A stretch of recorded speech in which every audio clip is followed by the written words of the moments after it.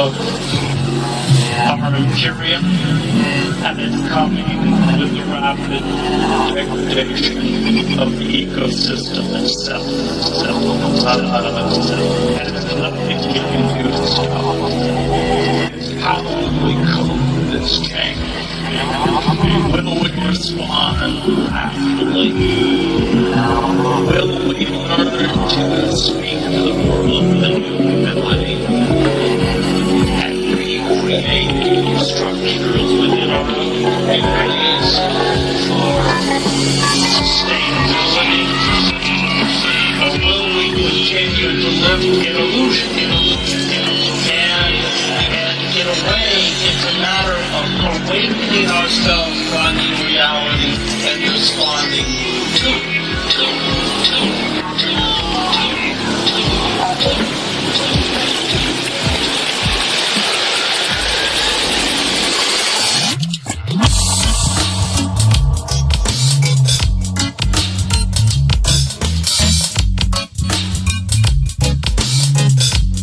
Oh boy.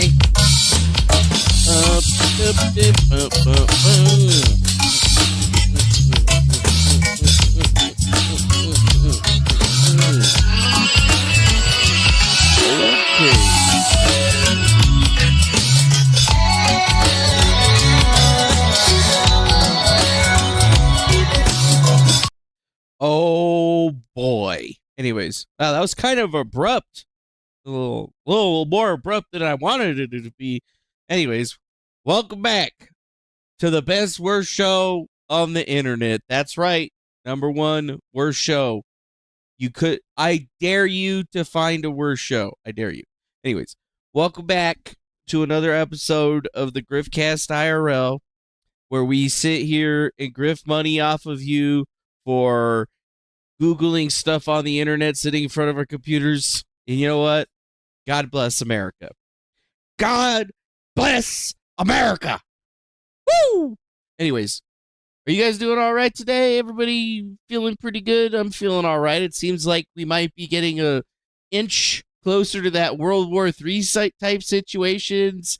I was reading a whole lot of BS saying that Israel wasn't going to be doing any counterstrikes or anything, but then all of a sudden I'm starting to see all kinds of reports, and I'm just trying to play Rust in peace and not have to worry about, I like playing the digital apocalyptic wasteland. I don't want to have to fucking do that shit in real life. I'm happy with training for it, but IRL, I got all the guns and shit that we need in order to be ready, because like if the shit turns into Fallout or some shit, I'm ready. Well, I'm ready-ish. I still need to get like a good NBC suit. Nice little hazmat. But you know what? That doesn't have anything to do with what we're talking about today. Maybe it does. Yeah. All I know is that, as Mr. Blacksmith says in the chat from YouTube right there, he says, yeah, guns aren't going to help. Oh, no, you're right. They're not going to help, when the bombs drop. But after the bombs drop, yeah, like if you don't have a gun, you're kind of fucked. Or you're going to be somebody's bitch. You know what I'm saying? You don't want to be somebody's bitch. Then you get a gun. You get a mother flipping gun. But that's not all that we're going to talk about today. We're also going to talk about the E911 situation, because yesterday there might have been some kind of critical infrastructure cyber attack that happened or some kind. Or maybe some assholes were installing a light pole and they dug a little too deep. We'll get into that. But yes, yesterday, a bunch of 911 centers all over the place went down all at the same time. And people were like real questioning it. So we're going to dig into that particular situation as well. Yeah, pretty good stuff. And, don't forget, I actually work on that shit, like in this state that I live in. So, like, I know a decent bit about it. I'm not like somebody that's just looking some stuff up on the internet and trying to, gussy it up or whatever. I actually fucking work on that shit, okay? So, I kind of know what the hell is going down, but, it probably doesn't help that places like the FBI are coming forward and already being all like, hey, guys, we might have to be worrying about some critical infrastructure attacks That's right, though. The FBI is saying that Chinese hackers, them damn China hackers, are going to be coming after your guns. Wait, no. They're going to be hacking your computers. They're going to be all up in your shit, and it's going to be the Chinas. Well, I mean, it doesn't have to be the Chinese, but like apparently that's what they're the FBI is the most worried about them, which I figured was weird. I mean, we don't really have to worry about Israeli hackers, do we? Maybe, possibly. There's a possibility. I don't know if the possibility is a big one or not, but I mean, we don't really have to worry about Israel. Oh, sorry. I was just checking into my Rumble to make sure that it was online. It didn't go out live the last time. But yes, the FBI is saying that they are preparing for attacks on critical infrastructure from the Chinese government. Now, that seems strange because, that seems like we don't really need to be having to deal with China because there's all this other Israel-Iran shit that's going on. But it kind of plays into this whole E911 situation. When it rains, it pours, because a lot of people think that apparently, possibly whatever happened yesterday was some kind of threat actor that was going after people and shutting stuff off and gaining control. And there has been a lot of hacky groups lately, specifically one known as Volt Tycoon. And they successfully gained access to numerous American companies in telecommunications, energy, water, and other critical sectors, with 23 pipeline operations targeted. So what does that really mean? That means that they're going after the oil pipelines, the gas pipelines, anything that's moving along a pipe, they're going to be going after it. Yeah. So we have a lot of different groups that have been worried about this, and some people are trying to attribute the things that happened yesterday to that. But I mean, we'll look a little bit deeper into that as well. I mean, we might as well, or it's a possibility. Okay, why is this button not working now? Oh, it is working. I'm just a dumbass. Okay, cool. It is working. I'm just a dumbass. All right, cool. And I mean, all of this seems to be happening all wrapped around into some weird situation that, I don't know, maybe not a lot of people have it.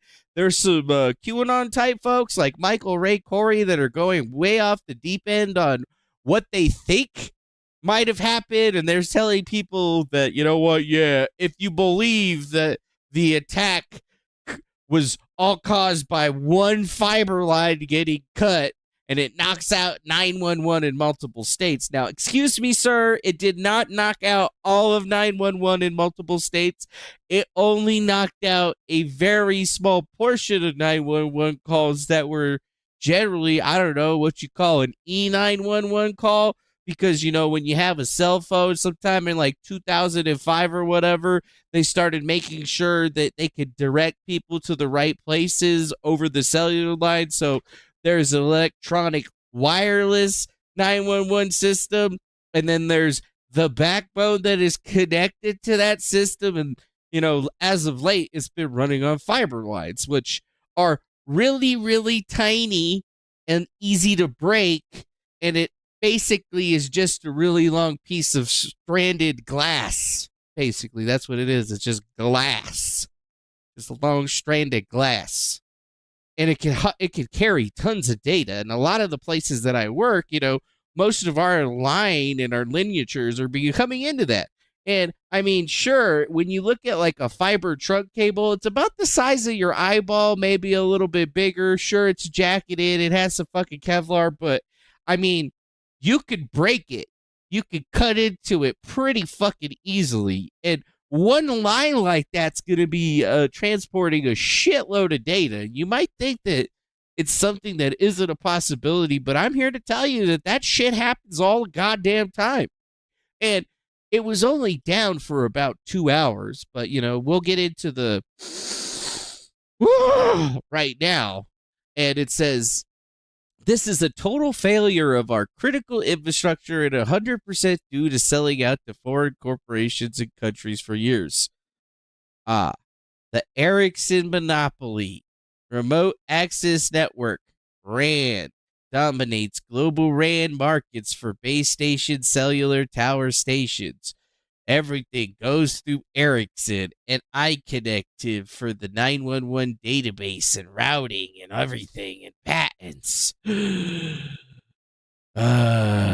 then we got people like Texas Wassy. I can assure you're correct, coming from a telecom guy with lots of experience with fiber build out and phone POTS lines. That's really weird. But yeah, that's kind of what some people are actually saying is what's the problem here. It's nothing to do. They're saying that it's nothing to do with a couple of dumbasses accidentally taking out a system. No. They're saying it's a critical infrastructure failure because they've been outsourcing all this bullshit to all these different people. And holy shit, pause. We just got a new member. I see it in the chat right there. Top chat, dude. Whoa, dude, we got one. Got him. Dude, we got another pay pig on the zone, dude. We just grifted the shit out of somebody. Nice. PDX Metal, welcome to the channel. Welcome back. Thank you for becoming a member. Thank you for becoming a member. We appreciate your motherfucking money. Money. Anyways. Yeah, we like money over here at Griftcast, and remember, the Griftcast IRL is indeed a grift. The only reason that we do this show is because we want you to throw us oodles and oodles amounts of cash and stuff. I mean, we drop everything for the money. We don't give a shit about the news. I'm doing this for the cash. I want to see them super chats dropping like rain like I see on all those other people's fucking chats and shit. The grift is motherfucking real. Anyways, thanks, PDX Metal. What's up, bro? It has been a while. We haven't seen you in the chat, but it is nice to have you back. Hopefully you're doing well, and we appreciate the money, obviously. We're not going to sugarcoat it for you. You know what? I like money, and I'm honestly, I like drinking 100% apple juice. We ain't drinking concentrate over here, dog. Yeah, we're just grift mastering over here. But yeah, what were we talking about? All right, we were talking about a multi-state 911 outage. That's right. That's what we were talking about. But we appreciate you, PDX Metal. Thank you for the money. At least somebody out there gets how this shit's supposed to work. Jesus, wait a minute. Are you kidding me, bro? Will we get another one, dude? Are you kidding me? I'm trying to do the news over here. You guys are throwing money in my face. Wait a minute. Yes, that's exactly what we like over here. So thanks. Maddie the Baddie. We got a new member. That's a new membership. I don't even think I've ever even seen that person in this chat before. But you know what, Maddie the Baddie? Welcome to the Griftcast IRL. We appreciate you realizing that this show is about money. We love money.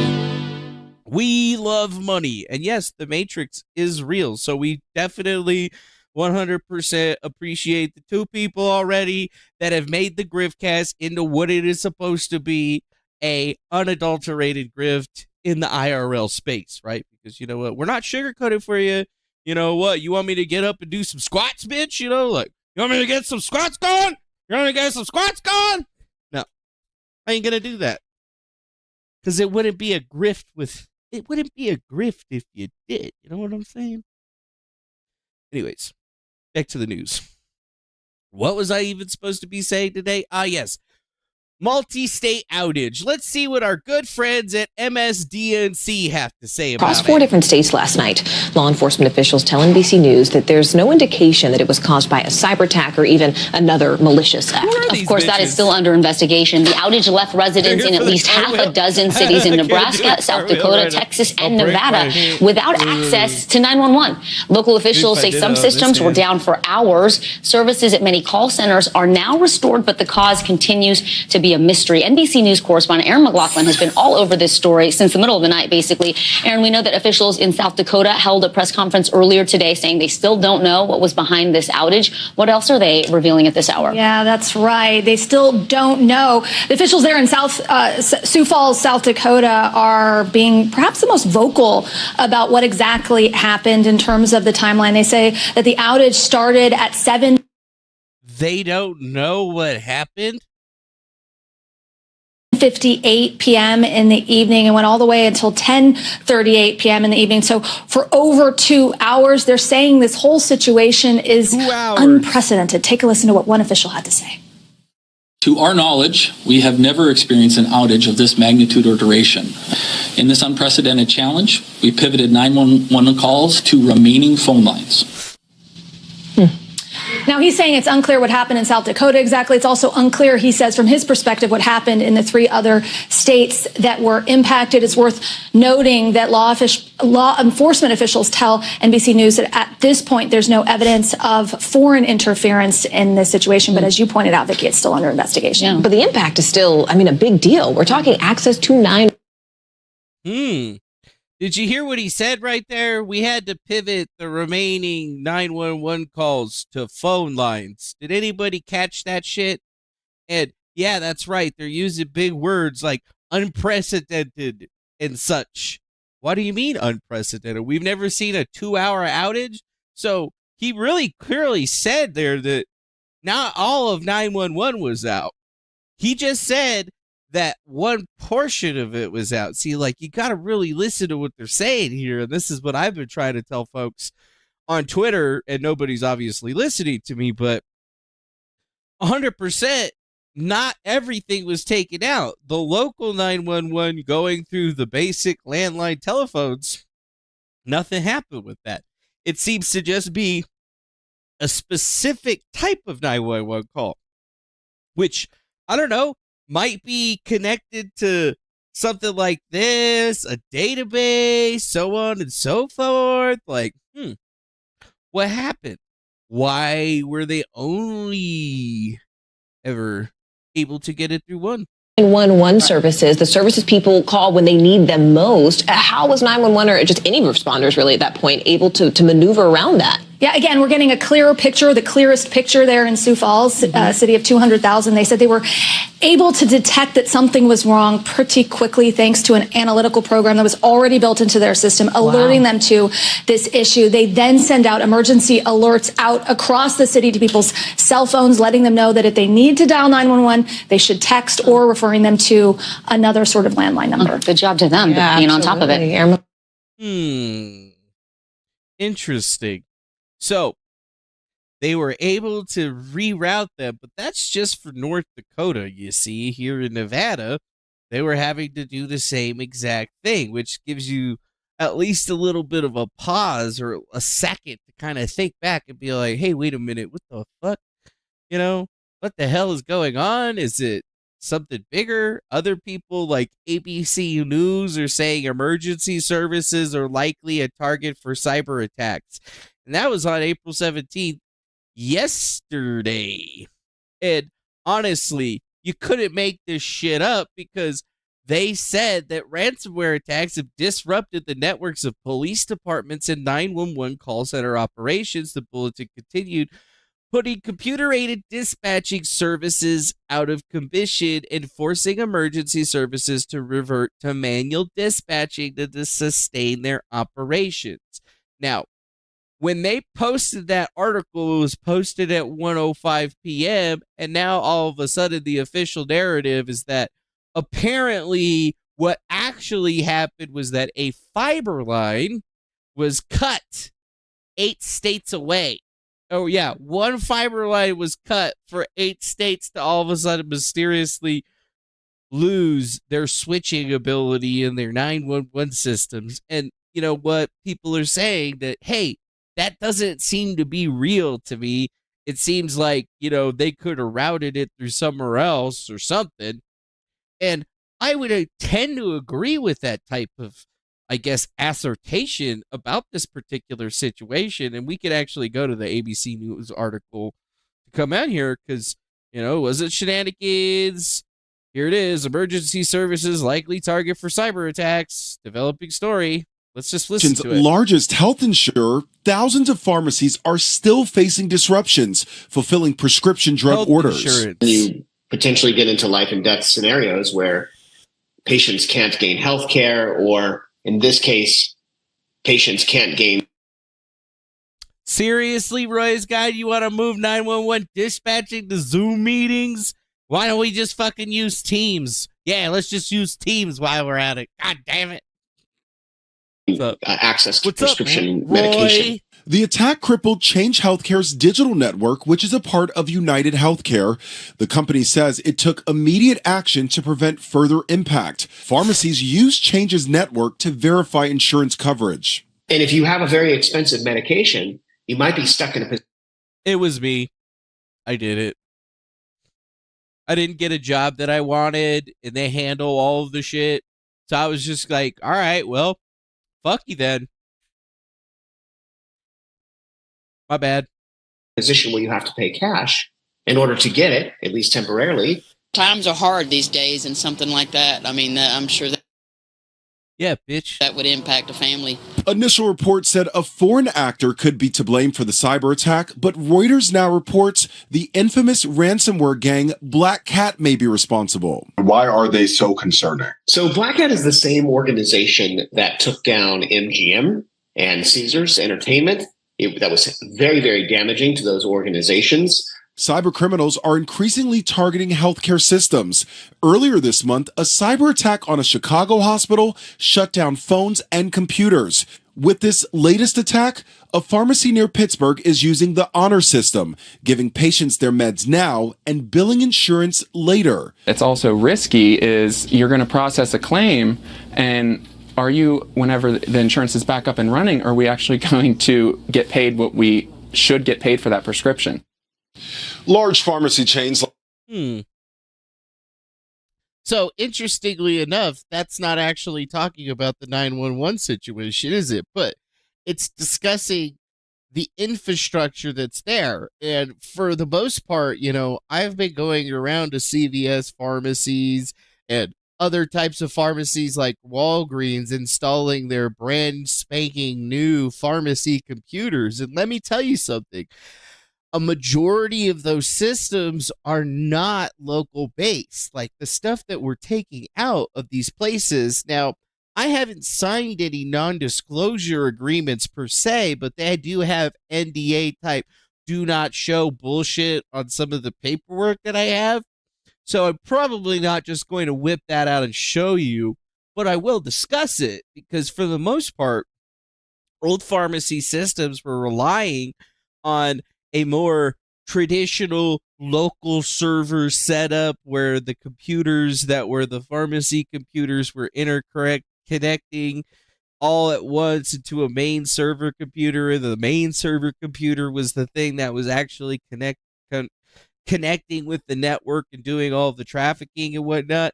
Now they're in these like much smaller systems where they're not even connecting over the Unix-based broadcast systems anymore.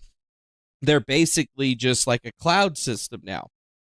So if they don't have the internet, or if their internet goes down, or if they lose internet services, it all goes down.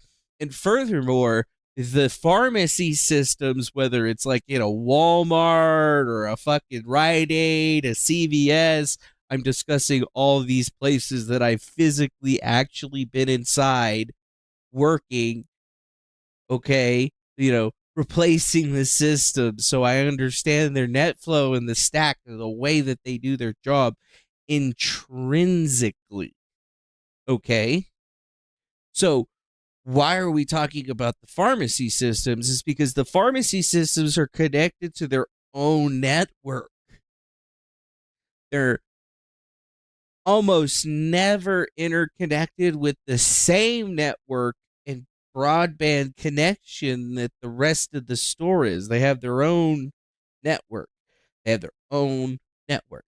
it's no different for the 911 stuff, okay? It's no different.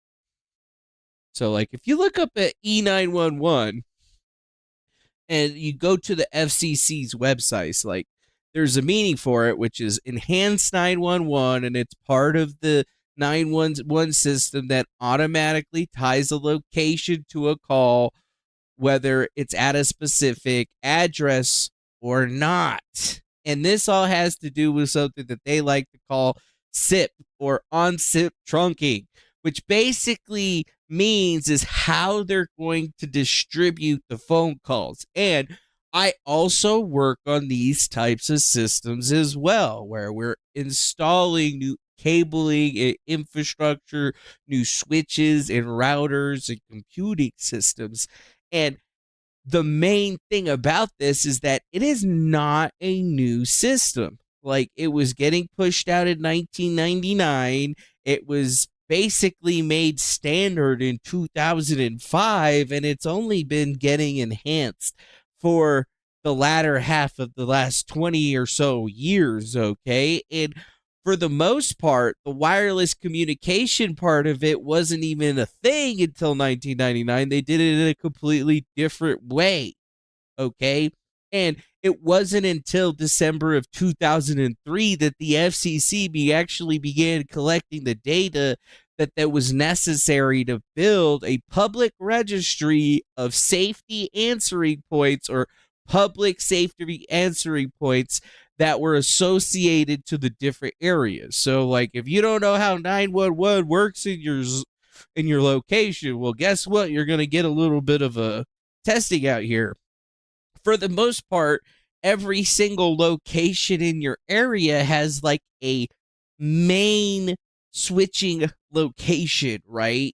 So the way that it works is that in the database, there's a giant database. Every time a phone number landline is provisioned to somebody, that landline is associated to some kind of address, and that address goes into a database, which then is given to the PSAP, that ultimately is going to decide where best to route that call. Now, with the advent of these fancy dancy fucking cell phones, they have GPS and stuff like that that's associated with it, which denoted and required a new system to be established, which brings us into the enhanced 911 service, which was originally just for wireless callers. Okay, it was only for these guys. And in like 2019, there was another big thing that happened, something called Kerry's Law and another thing called Raybom's Act, that basically made the commission and which is the FCC, by the way, require multi-line telephone systems, or MLTS, places like hotels, campuses, because instead of having landline telephones and having basic old PBX switch telephones, everybody was moving to voice over IP systems. All right. Meaning, for any layman out there, that just means that they're doing the telephones over the internet. So what ends up happening is that list that originally was going out to the PSAPs with everybody's locations and stuff like that needed to get expended, because when you make like a call off of your cell phone to 911, the phone call has to basically associate a GPS identifier, give them the nearest tower, and then they have to go be able to give a location within 300 feet of where the phone is basically typically going to be. And that's part of the Kerry's Law, the Rays Act, and whatnot. So why is any of this shit important? Mainly to kind of like give you an idea of why something like this is possibly even going to be possible in the first place. And I think that the main thing here to understand is that we don't use landline phone lines anymore. Like, I show videos sometimes where I show you the big spaghetti on the wall, and we have 66 blocks just fucking everywhere, and those things aren't being used. That's how the phones used to work. The phones used to be two pairs on those blocks running all the way fucking through the building. That shit doesn't work like that anymore. Everything's just over an Ethernet cable now, and everything that's being switched is going to a specific piece of hardware or software, a device, typically, and that's their PBX phone system. And I mean, there's so many different things, but I think one of the CDS 9090, this is probably one of the main things that I see out everywhere. Pots in a box. So the best way to like explain this shit. So, in order for a vast majority of businesses and stuff to be able to utilize their old landlines and POTS lines for various other things, a lot of new pieces of technology started getting created, like this thing right here. They call it a POTS in a box. It's made by a company called Data Remote, and it's specifically moving data over wireless. And this is a smart box that you basically install at a location. So say you have a bunch of old landline phones at your building, you buy this POTS in a box situation, you connect it to the internet, and then it has cellular radios inside of it, so you could put up to like 2 different cell phone providers onto it. And basically what happens with this thing is that it can figure out what phone lines that are connected to any given circuit, and then it basically can impersonate those lines, and then it smartly is able to pick up the difference between like a line for a security system that goes to the fire department, or lines for the security systems that contact back to like one of the big providers that does like security monitoring or whatever. And it even can pick up all publicly switched telephone networks, PSTN, because that's what your landline telephone is actually called. It's called a public switched telephone network, or it's an endpoint on a publicly switched telephone network.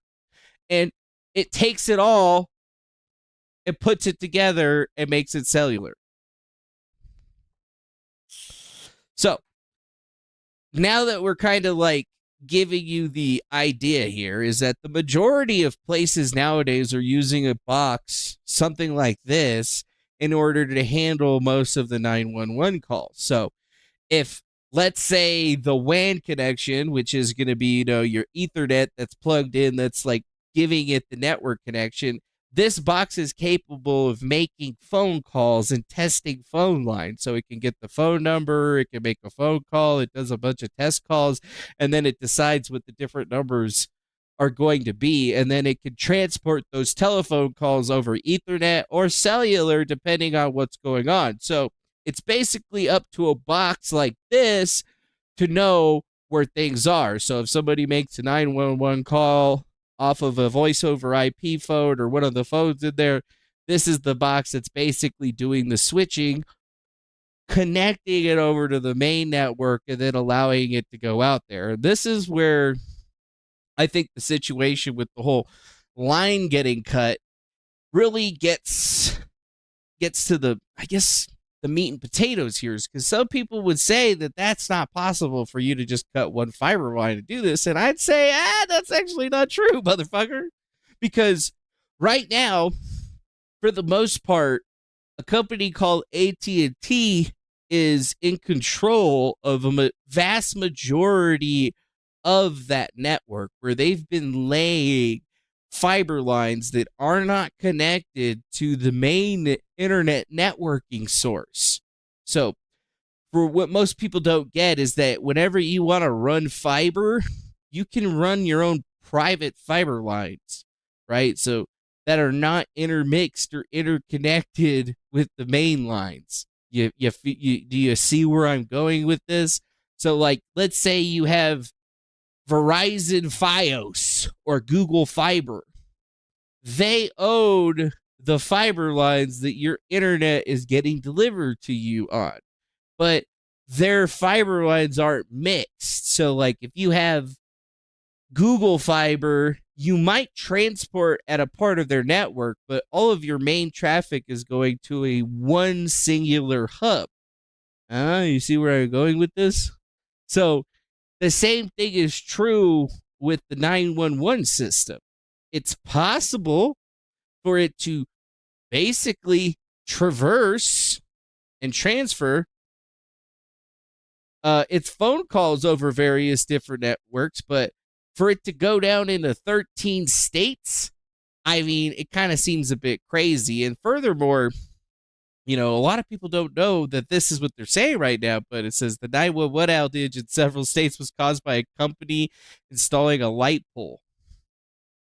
Tonight, the 911 outage across 4 states, Nebraska, Nevada, South Dakota, and Texas. It was at least 2 hours. Service tonight restored. Service provider Lumen Technologies now saying a work crew installing a light pole had severed a fiber line. We begin with the widespread 911 outage in at least 4 states overnight. People in Nebraska, Texas, South Dakota, and Nevada were unable to call the emergency number from cell phones or landlines. Chief Justice Correspondent Pierre Thomas starts us off. Good morning, Pierre. George, good morning. Potentially thousands of Americans with added stress overnight as they dialed 911 for help when every second counts. Multiple police forces across 4 states reporting that their 911 phone lines were down, including the entire state of South Dakota, a county in Nebraska, a police force in Del Rio, Texas, and 2 departments in Nevada, including Las Vegas. 2 police departments in Nevada, including Las Vegas. In Vegas, residents were urged to dial 911 on a mobile device so the police would be able to see your number and call you back right away.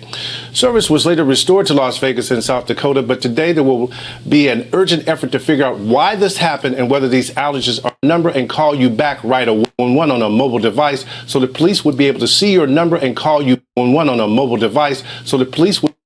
There you go. Dial 911 on a mobile device and we will be able to see your number and we will call you back right away. Now, why would they be able to see your phone number if you were calling from a cell phone, but they wouldn't be able to see your number if you were calling from a landline? Well, what did we just get into? Everybody's no longer utilizing the old PSTN telephone networks.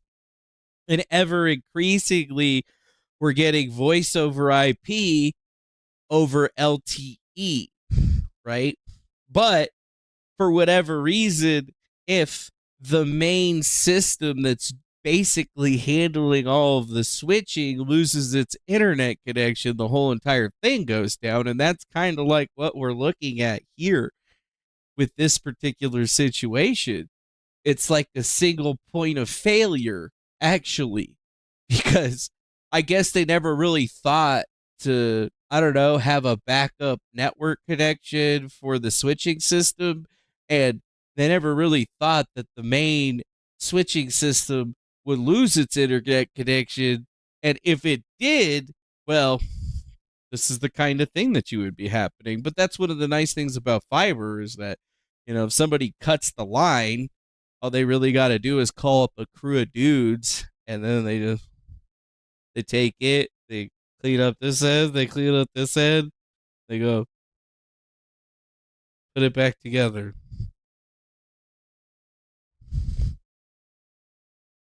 I bet it only took 2 hours because it took them an hour and a half to get there, another 30 minutes to fucking get set up, and then they were like,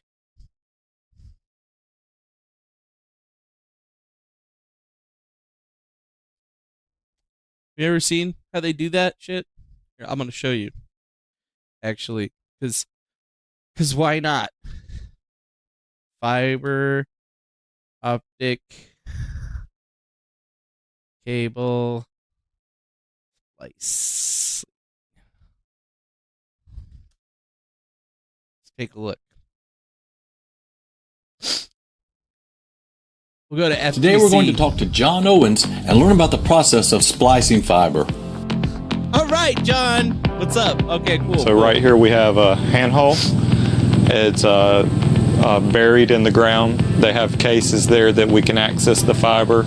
And in this particular location, we have fiber coming from different streets that all come together right here. And so we do the connections inside the trailer. We pull it in, put it through the window, and then when we're done working and close it up in the case, we coil it up and put it over in the handhole. And some of this fiber will feed back to a cabinet that feeds the entire area, and some of it will bypass to other areas to feed out other areas. Okay, so what we're working with right now is we've got our fiber into a tray. This is a splice closure. They're waterproof. They protect the fiber from mud, dirt, water, anything that could get in there. And so we have You see how fucking small that shit is? Like, literally, the easiest thing in the entire planet to make. Like, a single strand of fiber is literally a piece of flexible glass, right? It's glass. So, all of your communications and everything, they just take all of these individual fiber lines and splice it into one gigantic trunk. But even then, the gigantic trunk is basically just a larger version of one of these little strands. It's thinner than a fishing line. The jacket of the fiber, because the way the fiber is, it's the piece of flexible glass that's teeny fucking tiny, like it's a fucking needle size. And then there's a jacket around it that could be basically that's basically the size of a fishing line. So it's a piece of glass wrapped with some plastic, basically. And then they put some jackets on the outside of it. But for the most part, it's not exactly the hardest thing. If you stepped on that shit, if you step on this shit, you can break it. Right? But it's super easy for them to fix. Like, they just have to find out where it is, and once they know where it is, they can get information back because they know exactly the distance that the laser stopped. Basically, they could tell what the exact distance that the laser stopped traveling was, so they could pinpoint the exact location of where it is, and then they just drive some trucks out there. Motherfucker gets inside the back of that shit, pulls the cable in, finds the break, and fixes it. Have extra coils right here for future use in case they have to come in and splice. There'll be extra fiber to use, and we run it into the tray, and this is where we do the actual splicing and pack the fiber in, and then anybody who has to access it can look through the clear top, see what they need to work on. We have some information written on the lid, and they can use that to access the fiber they need. Each color represents a number, and basically we multiply using the colors to get our count. It's too small to write a number on a fiber, so we have to go by the color order. We have this coating that is the color, and we have to clean that off of it. Inside it's like a plastic glass polymer. It's basically just a straw, a tube, and the light travels through that. But we have to clean off the outside sheathing before we can splice. It's a fusion splicer, so the machine has electrodes on either side, and they shoot an electrical arc through on the fiber, and it actually melts the fiber on both sides and it pushes it together. It has to have a perfect alignment or you'll get it like an offset on it and it'll mess up your light traveling through it. So once it arcs it, the machine will also do a pull test. It'll pull on it to test the strength of it, and it'll hit it with light and test the quality of the burn on it. And it does all that in a few seconds. After that, these small shrinks, they go over the spot that was cleaned previously, and it's put into the back. This is a heater, and it'll heat it up, shrink it down, and it protects it. It's actually a really good idea to go through and set up an entire network like this. They have a lot of control over the quality control, doing the entire network new like this, and I think it's going to be really good for the area. It'll definitely speed up their data rates around. So, you have guys that are saying that, well, they couldn't possibly have taken all that stuff down, but, you know, what I see is that, okay, if they definitely smashed a fiber line, they must have smashed the fiber line that was connected with one of the main trunking systems that was routing all of the calls. And if they lose their network connections, this is what they're going to do in order to go fix that shit. Cool. Anyways, so what do we really have to say, you know? How do you do it? How's it supposed to be done? Just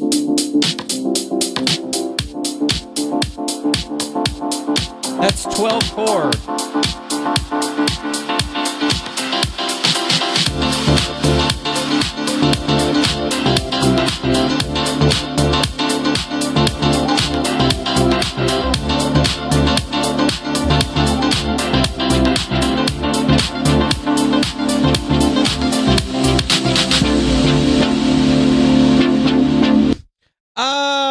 Sam Adams, why would there be a cloud-based system for local 911? Because they're using companies to do it, right? They're using companies to do it. So I guess if we go back over to Michael Ray Corey and we look at his little Ericsson thing, what's he saying right here? iConnective is the company. You may be familiar with one of FirstNet and AT&T E911 companies' product lines for first responders that are equipped with FirstNet-ready Cradlepoint wireless routers. Hey, I've talked about Cradlepoints. What's a Cradlepoint? Let's look it up real quick. Cradlepoint. It's an actual company. And, oh, what does it say right there? It's a part of Ericsson. Connect and protect people, places, and things with 5G and LTE through wireless WAN, private networks, and cybersecurity solutions. I install a lot of these things for a lot of different companies or whatever. They all use them as a backup generally to their main networks, although at a lot of gas stations that I go install those things at, a lot of gas stations nowadays don't even have land internet connections anymore.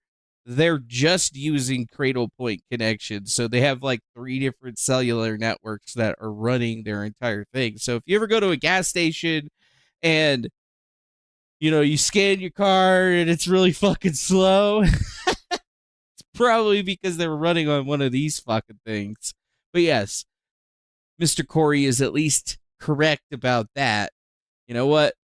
They say that there's no FirstNet without Ericsson Text, especially without routing through iConnective and CISCA. Or CISA. So if we go look at iConnective, they're another one of those companies that says they're solving very big problems protecting digital identities and stuff. But if you go to their website, you can see that they're trusted switching in the UK as a managed access provider. We provide a link between internal operations of communication providers with our TOTS Co1 Touch Switch Hub. Our managed access gateway simplifies and expedites our entire switching process by providing real-time coordination and gaining and losing broadband service providers. So basically, we're talking about they make devices, they offer switching devices that are utilized by a lot of these 911 services and stuff like that. But for the most part, their stuff is software as a service, right? They're selling devices and services. So they're managing their entire hub. So it's not like they have people in all these different locations that are doing it. And more are places like Nevada and whatnot utilizing these electronic 911 measures where they're giving over the ability to control their own switching systems, and then they're giving it to these big ass companies that are cloud based. So even like a local fucking 911 call that would normally have gone, 10 years ago over the basic landlines, everything is now getting routed over these systems. So we're basically creating failures, right? We're creating failures all over the place by utilizing these types of systems. And I mean, if you look at their trusted communications areas, it has everything to do with phone calls, right? Protecting, defending the communications and ecosystems, asset management, asset operations. Oh yeah, SIP trunking, all the good stuff. So think about this. Think about it. It could be some kind of like cyber attack, but there would be a number of different things, right? Right now, we know that Ericsson has a monopoly of sorts, but it's not really Ericsson's monopoly per se. It's actually AT&T's monopoly, and Ericsson is basically the main individual that's creating the products that they're utilizing. So what that means is that a vast majority, and I'd have to say 70% of the infrastructure that's being utilized for these like first responder emergency calling systems is all utilizing technology that's owned by this one company.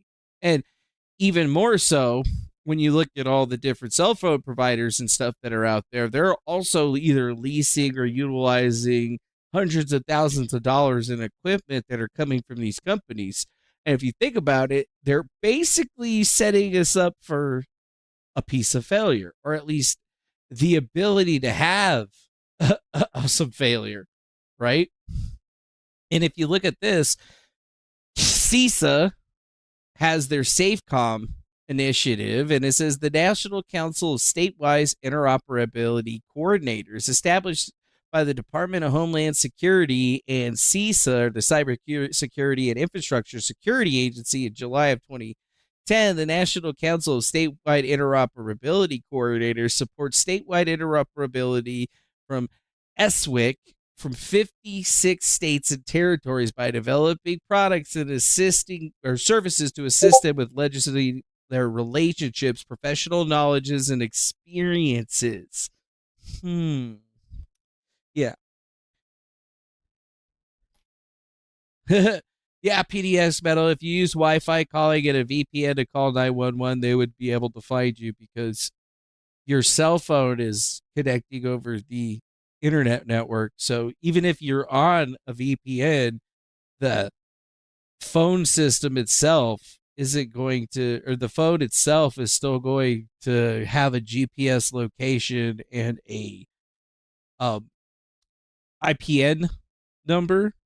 You know, your like SIM number is still going to be attached to what's out there. So even if you were to have called on a VPN while being on Wi-Fi calling, the phone itself is still going to try to route that call over the regular network because they're required to. So like they would still know who you were. They would still know who you were. CISA. I don't see no George Floyd. So, I mean, where do we kind of get from all of this? Like, where are we trying to really be getting at? Is that, I don't know, bro. It kind of seems like there's a lot of folks that are trying to put it on like it was a cyber attack, but I mean, it's kind of sad that it doesn't actually seem to be the case. It just shows that, they've been in the middle of actually trying to fix these networks for at least a little while, right? And I know AT&T actually has an E911 network, right? And, we can go to AT&T's website, right, and actually take a little bit of a look-see-loo at it. And they basically say the AT&T IP flexible reach services provides 911 and E911 calling capability for certain calling plans where the address for the AT&T IP flexible reach site is within the area where AT&T has the ability to provide E911 services. 911/E911 services using AT&T's IP flexible reach will not function if the customer or user equipment is not configured correctly, or if the AT&T IP flexible reach services is not functioning for any reason, including but not limited to electrical power outage and the data transport service, or broadband connection failure, inability to access the internet from the user's equipment, or failure for originating or terminating access lines. Customers and users should always have an alternative means of accessing traditional 911 services at every AT&T business VoIP customer site, including register locations, and that such alternative means should include the ability to access 911 services through public switch telephone networks, PSTN, where technically feasible. Sounds like a whole lot of jargon, but if we follow the understanding line, is that Ericsson makes the hardware that is being utilized, but AT&T manages the network that the phone calls are being made upon.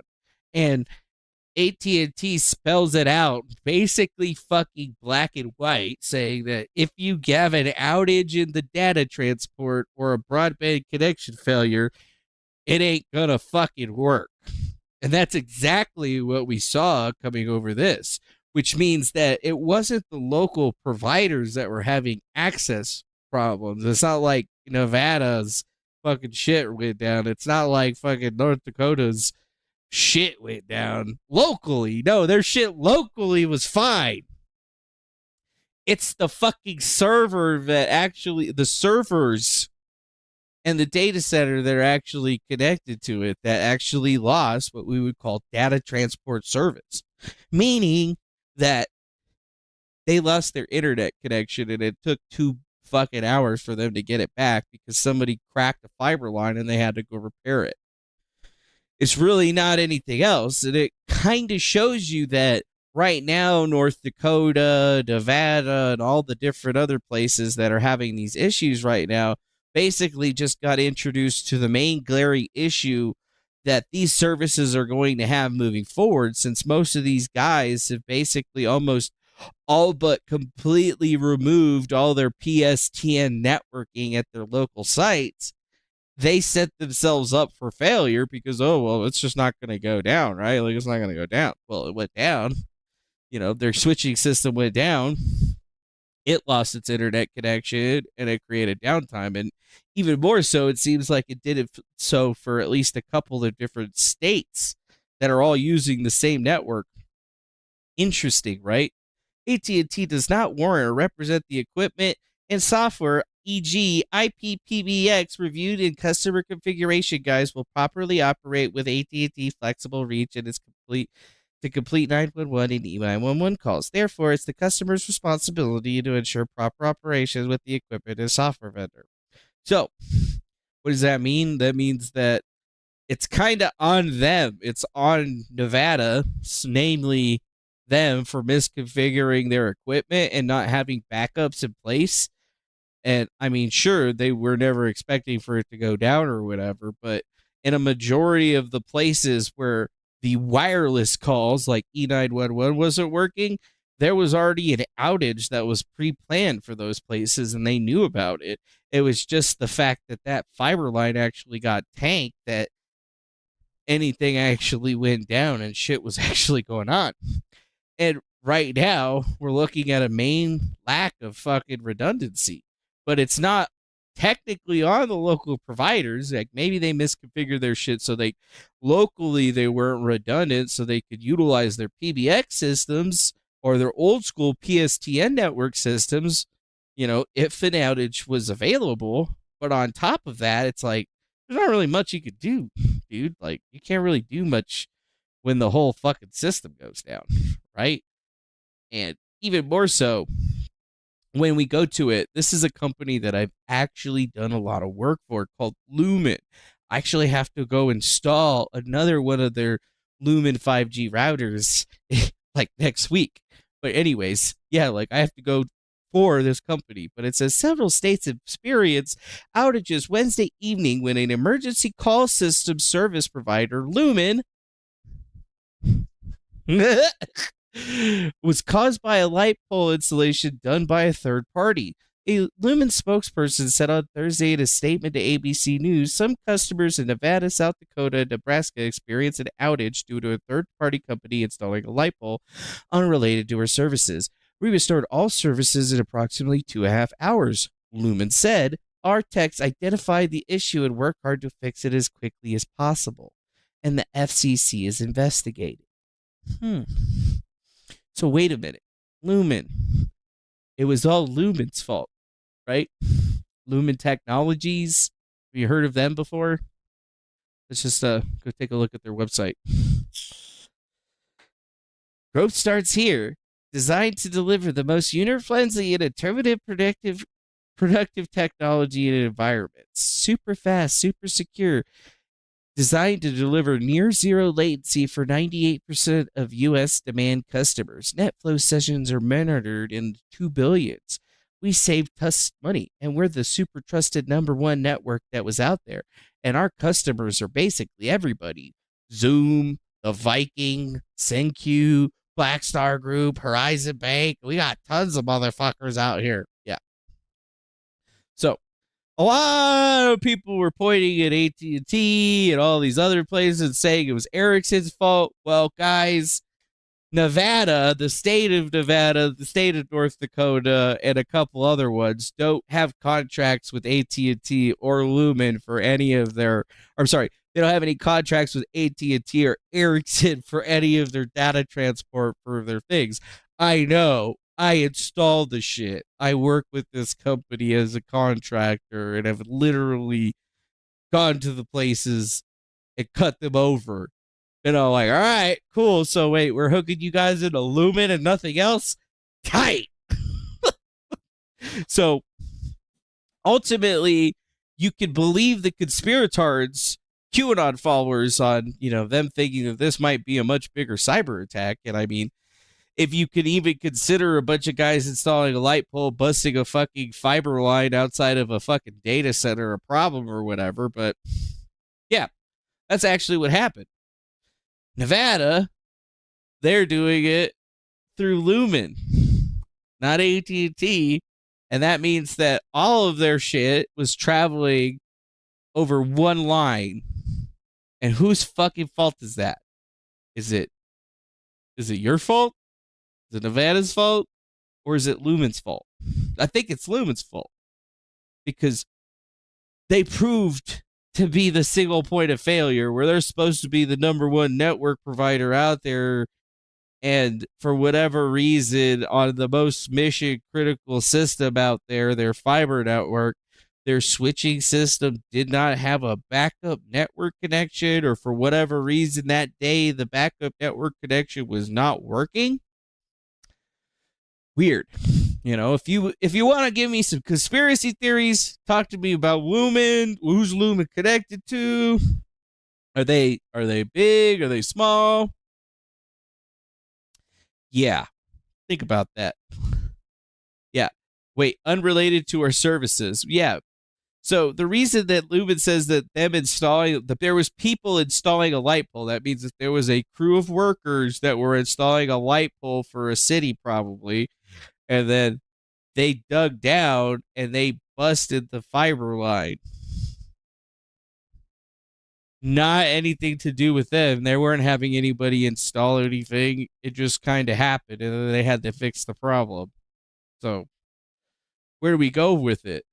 You know, like where do we go with this? How's this fucking shit gonna even be bigger? You know? How's it gonna be better? How do we take this? I mean, look at that. Law enforcement agencies, 4 states that had interruptions. Del Rio, Texas is using Lumen. Let's see. Nevada Lumen contract. Oh, I put Lumen. Public sector, federal government, regional contracts. Here we go.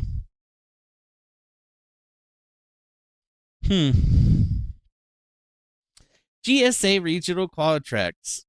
Quality offerings for government communication needs in local service areas. Here it is. Yeah, there you go.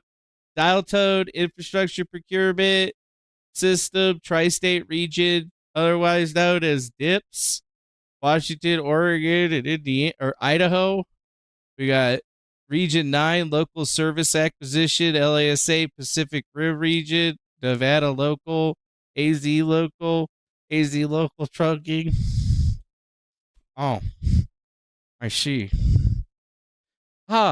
So basically something happened in Region 9 in the LSA or Pacific Rim region. I see. So, like, when you're looking at this, it may seem like it doesn't make a sense, but, you know, that's just them running their own fiber lines for these different areas, right? And think about that. The outage in 911 was a fiber cord that was cut. 911 outage that impacted Nebraska and several other states. The telecommunication company Lumen says a third-party contractor cut a something that we don't accept. Fiber line while installing a light pole in Missouri, causing the outage. You might remember Lumen is already under investigation by the Nebraska Public Service Commission for another large-scale outage in 2023. As KETV investigates, Sarah Feely finds Douglas County's 911 was impacted and had no control over a fix for the issue. This outage lasted about 2.5 hours, significantly shorter than the one in 2023. But Douglas County Communications is expressing frustration with the repeated failures, and they want accountability. 911 Police Fire Medical.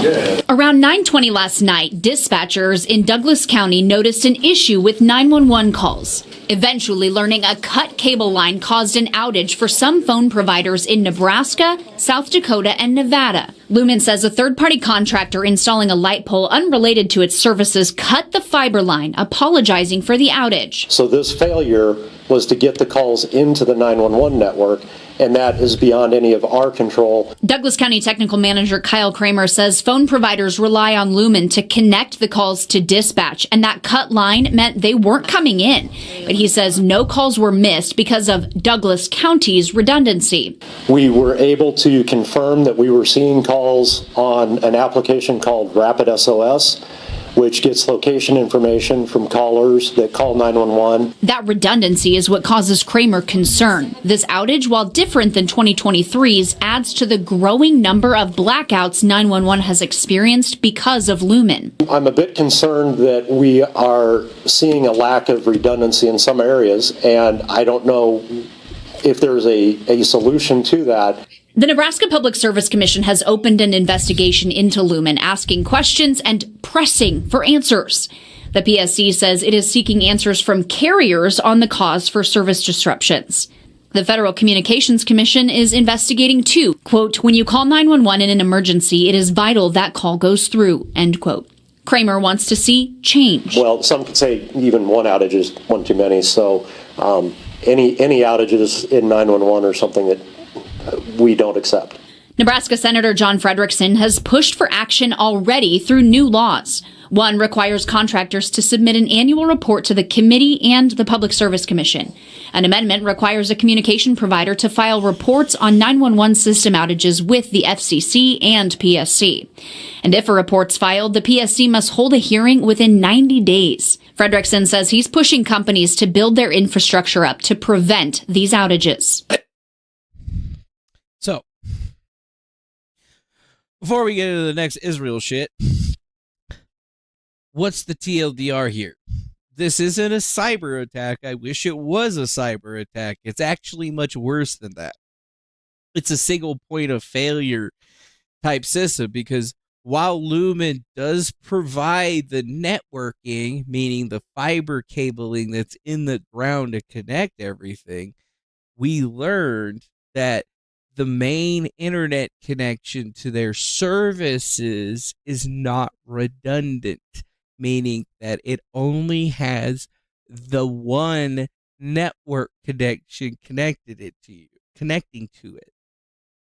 So if that network connection goes down, then the whole fucking system goes down, because it won't be able to connect.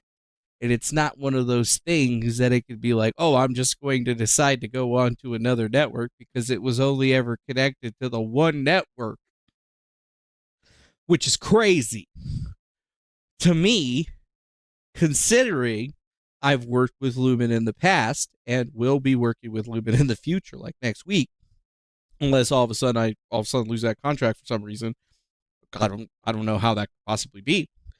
Lumen also offers 5G services. They have fucking wireless routers and stuff, but none of that important 911 stuff is going up over that.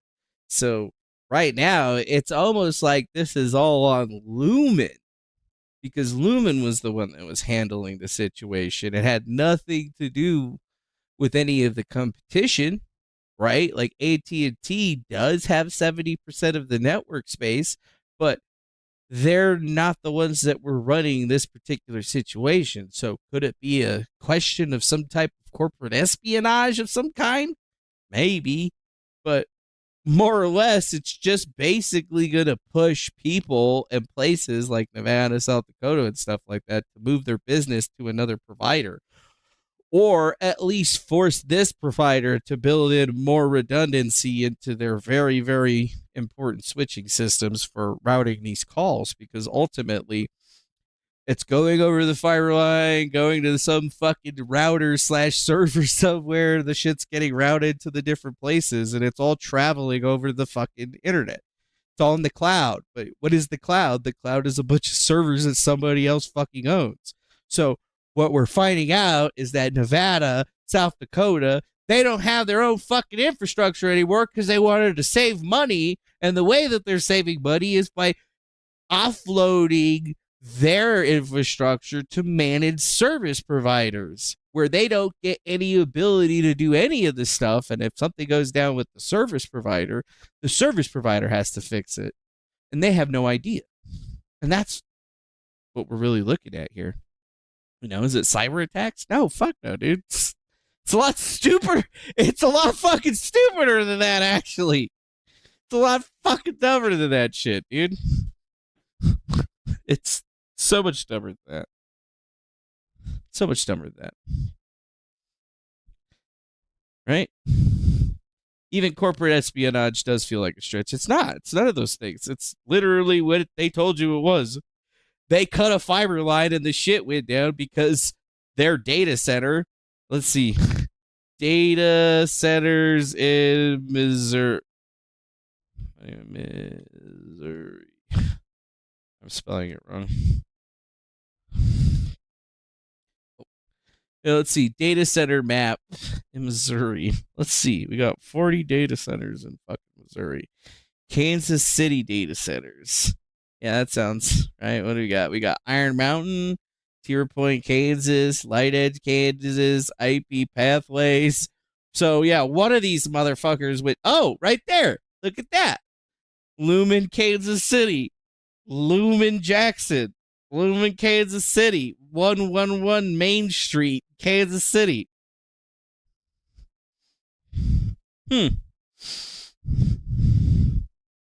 So it's probably, so what I'm trying to tell you is that it's probably not what you think it is. It looks like Lumen is handling the infrastructure. The infrastructure for said IT shit is one of the many data centers that they have in Kansas City, and their data centers are generally only running on their services. They do have backhaul, but apparently they're not using their own backhaul services, and they're also not utilizing any of the alternative network carriers that are there. So it just kind of seems like somebody at fucking Lumen fucked up big time. Yep. It's called being cheap as fuck. And no, AT&T doesn't own the line. Lumen does. It's Lumen. It's Lumen's lines. It's the Lumen line. Look at that. It's the Lumen. It's from Lumen. Anyways.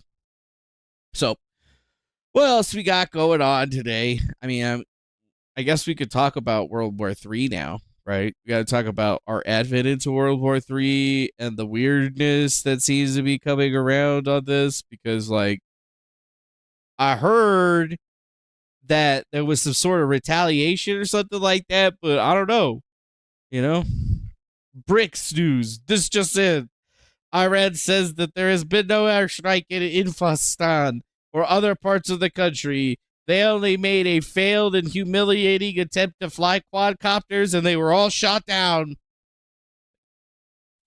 Like, what the fuck, dude? What the fuck, dude? Yeah, I heard Iran got attacked today. I've seen a lot of mixed reports saying that Israel attacked Iran. And then I heard Iran got attacked. And then I heard that Iran didn't get attacked. And I read that apparently they got attacked by some dudes on quadcopters or whatever. I don't know. But, you know, here's a video from the area that they said that had gotten bombed or whatever. سلام امروز 31 فروردین ساعت 5:45 منطقه زربنجان اصفهان این کوه انرژی هسته‌ای ساعت 5:30 صبح صدای انفجار تیر اومد. هیچ خبری نبود. پدافند دفاعی بود، همین پدافند هوایی. این عزیزان که اینجا میبینید صدای ایشون ها بود. Mr. Blacksmith, we used to cut fiber in Iraq. Bolt cutters in a bucket truck sitting down. It's fucked up, man. You're fucked up, Mr. Blacksmith. I mean, you don't really even need some bolt cutters. You could probably do it with some scissors, motherfucker. نه هیچ خبری نیست. حداقل توی منطقه که ما هستیم نه جای خورد. سلام. So yeah, there's like videos that were being posted saying that apparently nothing was happening. I don't know, you know. Iran said that ain't shit happened to them. They said that they were fine or whatever, which I mean, kind of sounds a little bit crazy if you ask me. Like, I don't know, dude. Like, here's another one. Breaking. No strike from outside of Iran. There are no foreign airstrikes against Iran, and what is being circulated are lies and misinformation. War of confusion. The complicit and a suspicious American media is producing a proxy misinformation war on behalf of the Israeli occupation. Yeah. So did Iran get attacked or did they not get attacked? I don't actually know. At this point, it kind of seems like, I mean, we believe it, right? Do we believe it? I just realized something about my Twitter thing. Can't see the chat when I pump up in the fucking shit. So I don't even know if anybody's been chatting. I wonder if this pop-out chat works for my thingy. It doesn't. Well, I just have to keep that off by the side then. Shit. It's not like anybody's chatting on Twitter anyway, right? Whatever. So, did something happen? Did something not happen? Like, I'm kind of shocked a little bit. Like it says, here's from The Guardian, Middle East Crisis Live. Israel has carried out an attack on Iran, U.S. officials say, after blasts were reported near Isfahan. Is it Isfahan? Yeah, I don't know. But here you go, right here. It just says summary so far. You know, we don't have any information saying that anything really happened. Key event, U.S. confirms Israel carried out operations against Iran. U.S. officials, they said Israel warned the Biden administration earlier on Tuesday that the strike was coming in the next 24 to 48 hours. According to CNN, the Israelis assured their U.S. counterparts that Iran's nuclear facilities would not be targeted.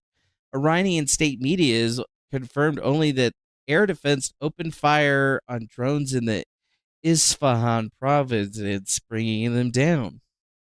There are also Iranian reports of air defenses working around Tabriz. It just kind of seems a little bit strange, doesn't it? Like, you would have expected there to be a lot more information flying all over the place. But it almost seems like that's not happening. Right? Everything just cedes. Iranian officials say that their nuclear facilities were secure after Israel carried out strikes in the Iran province on Friday. So, as far as we know, yeah, I guess they did attack Iran. Now, Israel was saying that they weren't going to be attacking Iran until after Passover, but now we're starting to learn that they were going to carry out some kind of attack, and I'm kind of like in an inquisitory position here where, you know. So we saw those videos of like 200 plus rockets and all those fucking missiles and shit getting shot into Israel, and then the Iron Dome shooting down all of that shit like it was almost nothing. And then, you know, Israel said that they were going to carry out a retaliatory strike. They were set. There's a lot of people were throwing around hydrogen bombs, nuclear bombs and shit. But then all of a sudden, this is the counterstrike that they made and nothing happened? Like, what? It doesn't make any sense. Right. The fuck, bro? You guys flew in helicopters? You flew some drones in there? Like, what happened? And then Iran? They took that shit down? This doesn't make any sense, dude. Like, this whole fucking situation is booty. It stinks. It doesn't feel right, right? They say the air defense systems over several Iranian cities were activated. According to the media, the International Atomic Energy Agency says that there's no damage to the sites for their nuclear sites. Iran's Fars news agency has only reported 3 explosions that were heard near the Sakari Army Air Base in the northwest Isfahan province, while Iran's space agency spokesperson Hossein Dalarin said several drones had been successfully shot down. So, like, Israel said that they were going to have some big old counterattack, right? And then, you know, if it was their counterattack, it kind of seemed like it didn't go too well. Like, I was expecting more, I guess. You know, a bigger hit, a stronger hit, a bigger, you know, explosion, maybe, you know, some kind of like kaboom of some kind. But, you know, as much as I get, or the most that I'm getting about any of this stuff is from like Tara Bull. You guys remember Tara Bull? I remember I looked up her fucking OnlyFans, dude. I was like, God damn. Gotta think about that for a second.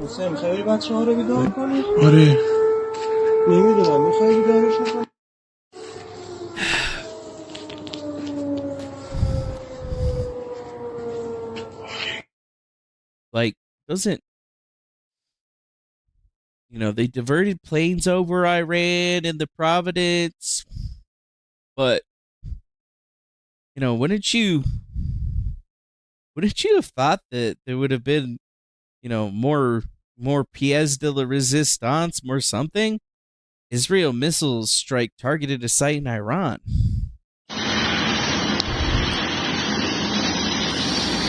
And they shot it down?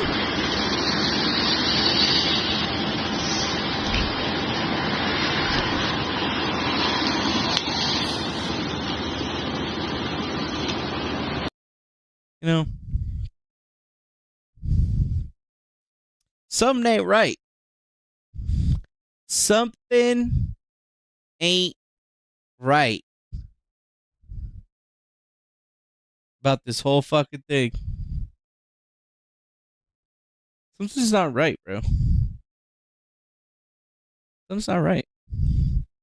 Something ain't right. But I mean, other people are asking, it says, did Israel even commit this attack on Iran? American media reported within seconds that Israel was responsible. Israeli media cited American media when making initial reports on the attack. Israeli officials have not yet, at this time of this post, taken credit for the attack. Marco Rubio's first comments on the attack claimed that Israel has the ability to strike Iran from Syrian airspace. Also didn't happen. And possibility of a U.S. proxy attack to help Israel save face with the low-scale attack outside of Iranian airspace. Like, that's right. Israel hasn't really taken credit for this shit. Which, I mean, it didn't go good, I guess. So, why the fuck would they? You know? I wouldn't. If my shit wasn't going good, well, if it was me, I would definitely take credit for it because it wasn't good, because I like being the best at at being bad. You know what I'm saying? I love it. But as far as we got, we got nothing, bro. We got like Joan Cusack. So Israel has struck Iran either directly or through proxies in Iraq and Syria. Gaza stars with famine and mass murders continue. Let's just reflex it. Drop a like if you stand with Iran against Israeli terrorists. Oh boy. Oh boy. Just now, Iranian commander says that Iran has identified all of Israel's nuclear stakes and are ready to react to any attack. Yeah. It almost seems like there's a little bit of fucky going on over here. فضای اصفهان رو می‌بینی که کاملا شهر در امنیت و آرامش هست، مردم دارن زندگی عادی خودشون انجام میدن. فکر میکنم حدوداً 1-2 ساعت پیش نیمه شب صداهایی در آسمان اصفهان شنیده میشه که اون چیزی که ما اطلاعات کسب کردیم چند تا ریز پرنده در آسمان اصفهان حرکت میکرده که مورد هدف قرار گرفته و خب حالا تا این لحظه مسئولان امنیت Super weird. Huh. Breaking. No strikes from outside of Iran. There were no foreign airstrikes against Iran. And what is being circulated are lies and misinformation. Think about that. For everything. Remember those loitering Shahed drones developed by Iran? They dive producing a sound similar to a motorcycle screaming down on them at a speed of around 115 miles per hour. Each launcher in a standard truck container carries 5 Shahed. At the press of a button, the drone is launched with rocket-assisted takeoff. This rocket-assisted takeoff is ejected just like this. This was installed to reduce weight and increase efficiency, allowing the piston engine to take over. Hence, the motorcycle sound.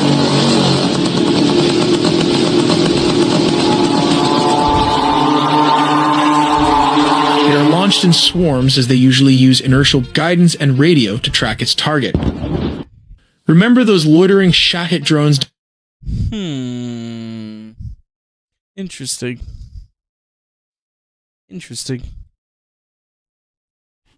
A lot of people, though, haven't even really talked about the last little thing. Is that some people were even saying that Israel whipped out its new spy plane in order to kill it, or in order to do some stuff out there. But if you guys didn't know, the Israeli Air Force actually has a plane that apparently is helping them a hell of a lot in identifying things. It's based off of a Gulfstream 500, but it's codenamed the Orion, and apparently what it's supposed to be doing is being like a stealth jet that they fly around that is apparently picking up stuff about it. It's an intelligence, surveillance, and reconnaissance missions aircraft. It was developed by the Israel Defense Ministry Directorate of Defense and Research Development and the Israeli Air Force. It's based on a Gulfstream G550 executive jet platform, and it's outfitted with the Bevia sensors and data collection equipment that allows it to rapidly locate targets in all weather conditions.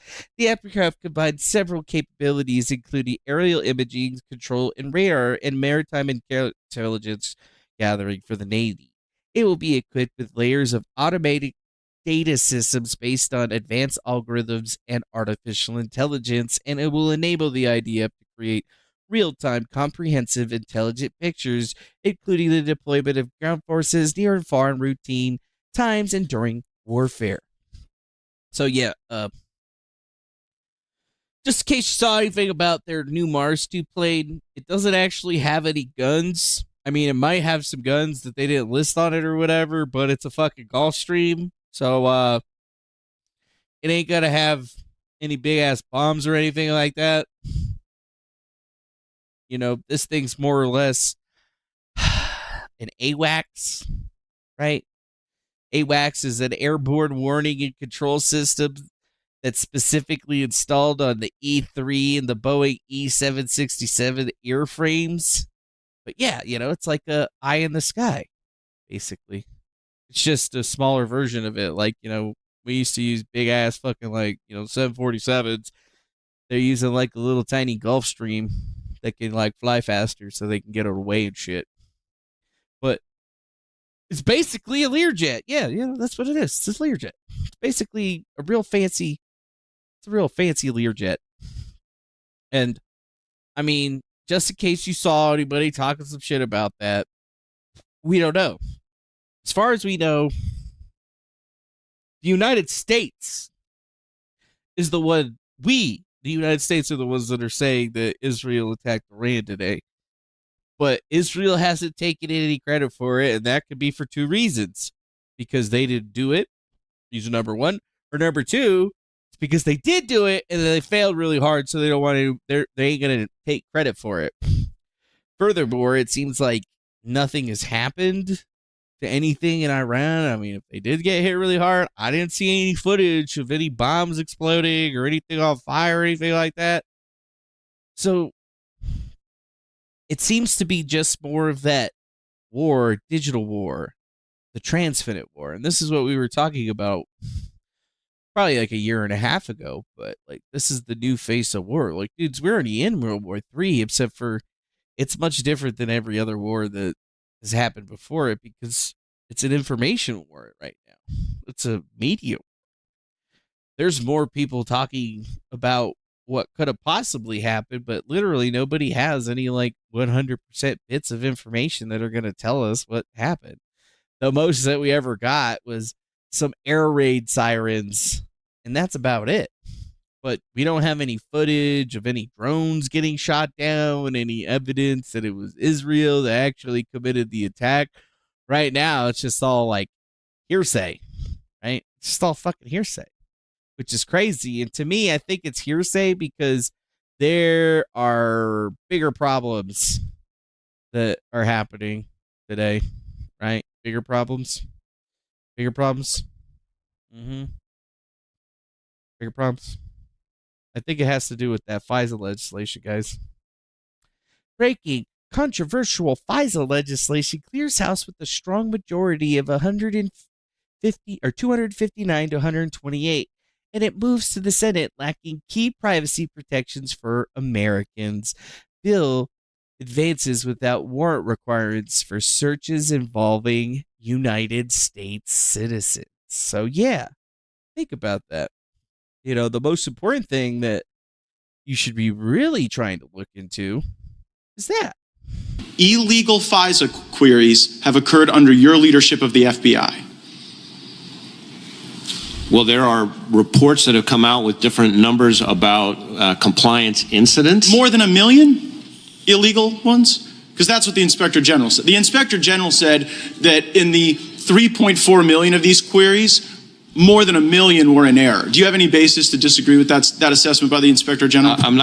I'm not sure actually that's a correct characterization of the Inspector General's findings on that. The internet will remind you of that in moments. But let's now go to what the court said. The court said it was over 200,000 that have occurred on your watch.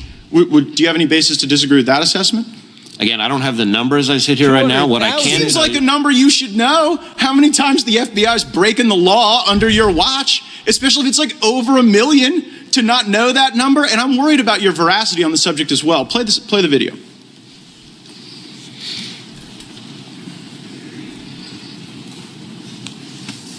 Letters for investigation of the Capitol. I don't believe FISA is remotely implicated in our investigation. So there, Senator Lee's asking you whether or not FISA was in any way involved in your January 6th investigation, and you say no. Was that truthful? I said that I did not believe it was. Okay, so now let's pull up what the court said, which was something a little different than what you said.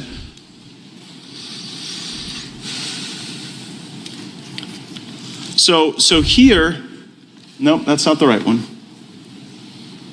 Yeah, here we go. Right there. It says, the government has reported additional significant violations of the querying standard, including several relating to the January 6, 2021 breach of the Capitol. So I guess the question, Director Wray, is did you not know when you were answering these questions that the FBI was engaging in these illegal searches, or did you perjure yourself to Senator Lee?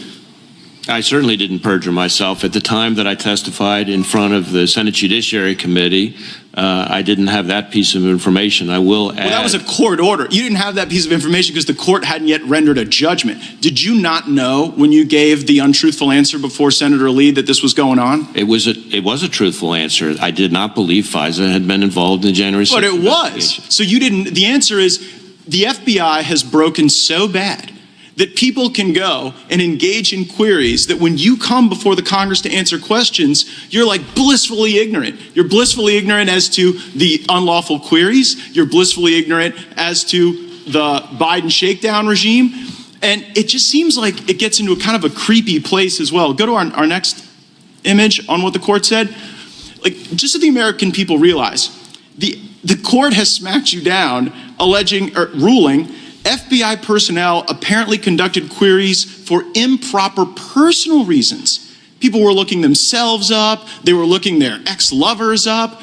Who has been held accountable or fired as a consequence of the FBI using the FISA process as their like creepy personal snoop machine? There have been instances in which individuals have had disciplinary action and who are no longer with it. I can't get into it here, but we can follow back up with it. But don't you see that that's kind of the thing, Director Wray, that you preside over the FBI that has the lowest level of trust in the FBI's history? People trusted the FBI more when J. Edgar Hoover was running the place than when you are. And the reason is because you don't give straight answers. You give answers that later a court deems aren't true. And then at the end of the day, you won't criticize an obvious shakedown when it's directly in front of us. And it appears as though you're whitewashing the conduct of corrupt people. Respectfully. Whitewashing. Goddamn. Matt Gase. Yeah. Yeah, that's the last little thing that we should probably talk about. You know, the whole FISA thing, the 702, because apparently the FISA 702 is passed the House, right? Which means that the government mostly says that they don't care about your Fourth Amendment rights and protecting the country is more important. So it's like 9/11 times 1,000, which is pretty fucking crazy. Pretty fucking crazy. And I mean, to think of it this, the House has basically managed something that could almost have been thought to be impossible. They made FISA even broader, giving even more power to spy and collect data on American citizens without a warrant.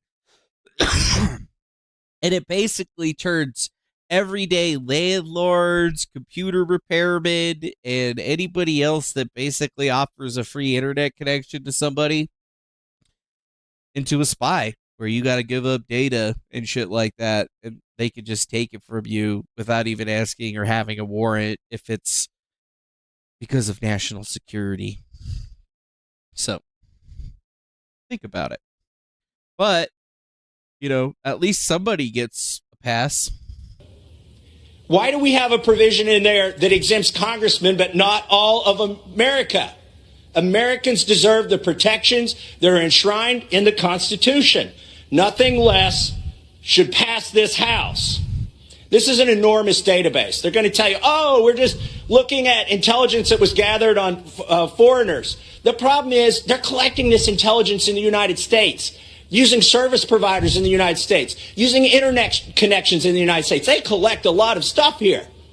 Do you think the NSA employee who did a FISA search on a Tinder date was looking for information about Hamas? No. There's all kinds of information in there, and that's why it's being abused. That's why we need the warrant provision.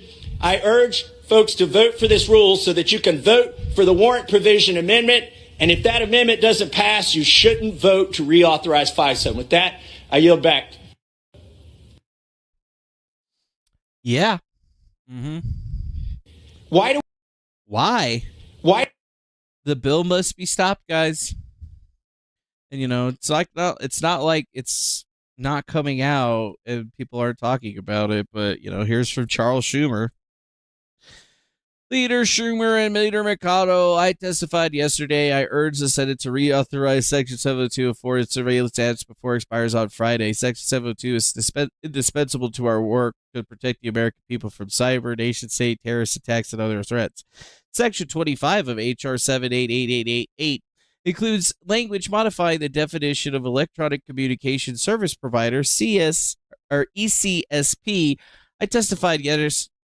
This is a technical amendment to address changes in internet technology in 15 years since the Section 702 was passed. It is narrowly tailored and is in response to the Foreign Intelligence Surveillance Court's identification need for a legislative fix.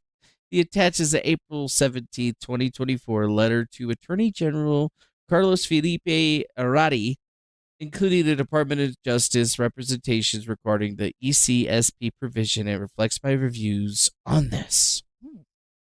Well, interesting. As you are aware, Section 25 of H.R. 78888 includes technical language modifying the definition of electronic communication service provider to address unforeseen challenges in electronic communication technologies. As Attorney General Merrick Garland testified, this change is a technical change. It is a consequence of internet technology changing in the 15 years since FISA was passed.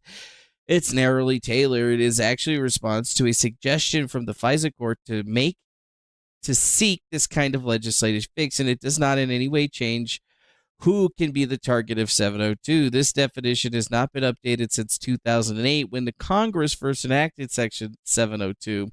The technical modification is intended to fill a critical intelligence gap, which was subject of litigation before the Foreign Intelligence Service Court regarding types of communication services used by non-U.S. persons outside of the United States. Interesting. So yeah, there's a lot of work right now by people out there to divert and say that they need this in there because they needed to be able to see this. But as a person who's worked in the infrastructure of the entire country for the last 15 years, I can wholeheartedly not endorse any of the stuff that's in here because it's basically fucking hogwash. There's absolutely nothing that they would have needed because they've already been able to do this. They're just trying to increase their ability to reach into people's computers without needing to have a warrant because they think that you're talking to a foreigner. It's crazy that the Congress at least allowed this to even get by them, but overall, you could basically put it down to this letter right here is the reason that they are going for it, right? Because Merrick Garland and the boys basically said, no, we need this, and it doesn't change anything. It's not doing anything. We're just trying to fill a gap. We're just trying to fill a gap, guys. And you know what? Here's our real important people that are telling us this is what we need to fill the gap. And ultimately, it was this one little tiny letter right here that changed them. Yep. That's basically it. The targeting procedures under Section 702 strictly prohibiting the targeting of persons or entities inside the United States or Americans anywhere in the world, even though the FBI and multiple other agencies have been found to be basically utilizing FISA to do exactly that. Crazy. And the procedures further prohibited reverse targeting, which is collecting on foreigners outside of the United States for the purposes of obtaining communications of a person inside the United States or of a U.S. person. Accordingly, it would be unlawful under Section 702 to use the modified definition of ECSP to target any entity outside the United States, including, for example, any business, home, or place of worship. It would also be unlawful to compel any service provider or target of communications of any person inside the United States, regardless of whether such a person is in contact with a non-U.S. person outside the United States. Basically, that little paragraph right there is the entire reason that this passed the House. Can you believe it? Some critics have falsely suggested that The amended definition of ECSP could be used to conduct a surveillance at churches and media companies in the United States. This activity would be legally barred against the rules governing targeting under Section 702 and the prohibition against targeting anyone inside the United States. Well, that's weird because the whole reason that people didn't want to reauthorize 702 in the first place is because it was being used to target individuals inside the United States, even though they're fucking prohibited from targeting individuals inside the United States. You see how that works? Yeah.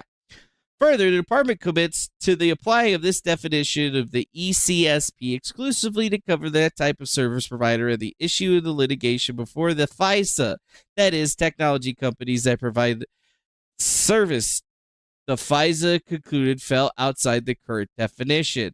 The number of technology companies providing this service is extremely small, and we identify these technology companies to Congress in a classified appendix. To provide sensitive sources and methods, the ECSP provision in H.R. 78888 was drafted to avoid unnecessary alerting of foreign adversaries to sensitive collection techniques. As you are aware, the government provides Congress with a copy of all 702 directives issued to the U.S. electronics communication service providers to facilitate appropriate oversight and transparency of the government's commitment to apply any updated definition of ECSP only for the limited purposes described above. The department will also report to Congress every 6 months regarding any application of the updated definition. This additional reporting will allow Congress to ensure the government adheres to our commitment regarding the narrow application of this definition. Yeah. So, did FISA stop January 6th? No. Was FISA used to spy on individuals that were participating in January 6th or thought to be participating in January 6th? The answer is yes. Has FISA been used illegally by the government and the FBI to spy on American citizens and arrest them? Yes, it has. Irregardless of what the government says that, oh, well, this definition is just trying to fill in a stopgap that we had a problem with, and it's only for a certain listing of companies, but we're not actually going to show you the list publicly because we don't want to give away our sources and methods on how we're going to be collecting this particular bit of information. So for the most part, it passed Congress because everybody was handed a copy of this letter and they read over the letter and they're like, well, I guess if they're going to use it, they're going to use it. But the main thing here to look at is that FISA doesn't end on Friday. Like, it would end on Friday, meaning tomorrow in no world. It just means that the last day of its authorized use would be Friday, meaning that that would be the drop dead time. They have till Friday to reauthorize it, and if they don't reauthorize it, then it's dead. But FISA doesn't go away. It still fucking exists for an entire goddamn year after that. So it's not like it just gets turned the fuck off. No. The legislation for it basically says that it has to be reauthorized before a certain date. And if it's not, then the program exists for another year and then it's finally done. So it's not like they would be shutting anything down or it'd be like a detriment to society if this thing is in. It's just all fucking lies, basically, because ultimately they're just trying to give the government more power to investigate you, to get to your information, to force you to give over and turn over your computer devices, because most of you wouldn't do that shit willingly, and I don't fucking blame you. Don't be like me, because I'll never give you your shit back. So,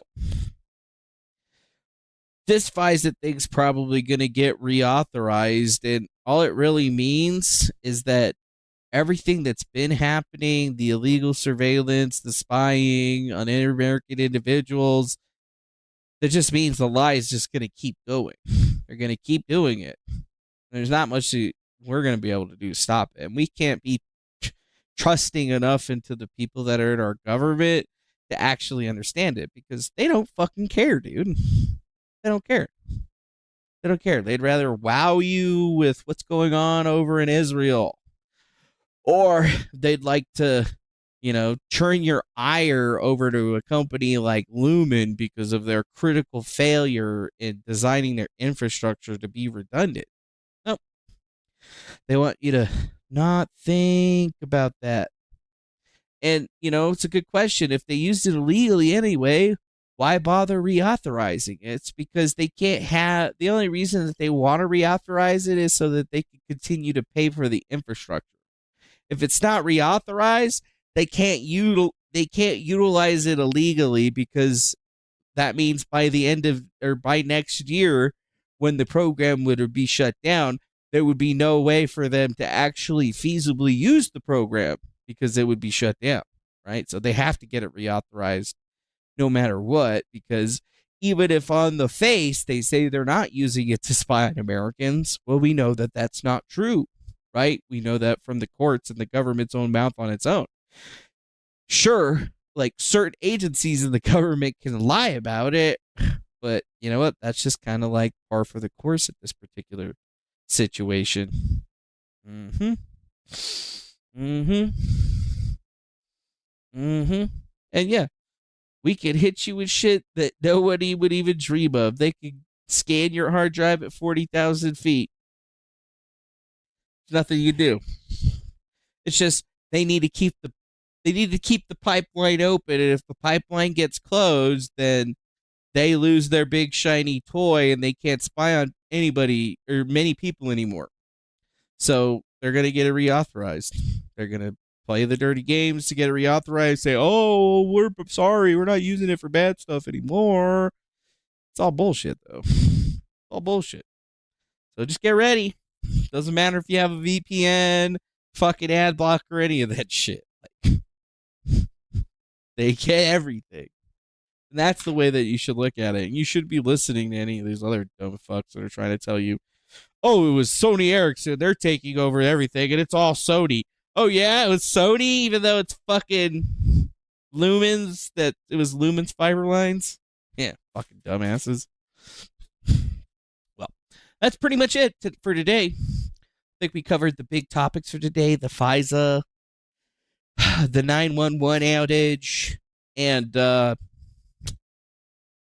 big nothing burger in Israel. So that's pretty much it, dude. Pretty much it. So with that, thank you to everybody that decided to join and become a member today. Metal PDX, we appreciate you becoming a member. Maddie the Baddie, we also appreciate you becoming a member.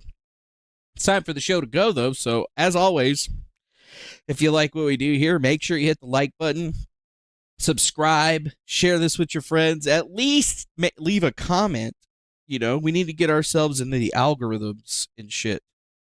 Either way, we do appreciate you guys joining us today. And yeah, we'll probably see you again for the next Grift and on the next time. Although I'm not going to claim it's going to be tomorrow because, honestly, I don't know.